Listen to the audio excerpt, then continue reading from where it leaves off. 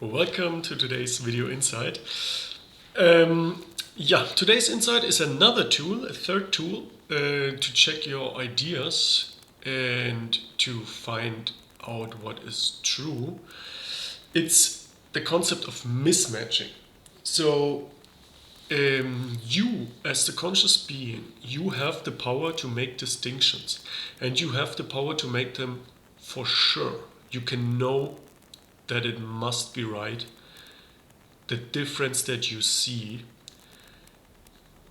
you can know the difference that you see. You can know that to be true, that you see the difference. The question now is, often the contrast is not big enough for us. So you as the conscious being, your ability to see difference is limited. You need to have big enough contrast. If I put three Smarties on the table, you can say for sure that it's three. You look at it and you can know it. It would be ridiculous to say, oh no, I cannot know that it's three and not 3,000. But if you make 100 Smarties out of it, you cannot tell how many they are because the contrast is not big enough for you to be directly aware of the differences. So you would have to zoom in, and then if you zoom in and break it down to parts where you can clearly see the difference again, how much it is, like counting, then you can know it for sure again. You would count 1, 2, 3, 4, 5, or 2, 4, 6, 8.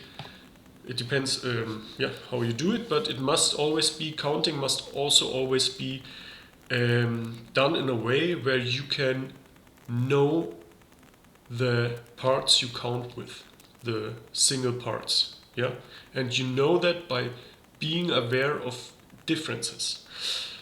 Another thing where I can show you how the concept of mismatching works is if I show you two images, one image of a cat and one image of a dog, you can clearly say they are different.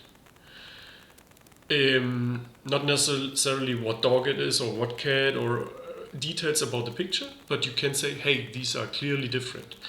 If I would show you the picture of the same cat, but only one small pixel being different in the picture, you couldn't tell the difference. You would need to compare pixel for pixel again. You would again zoom in and have then contrast big enough so you as the conscious being can see the difference.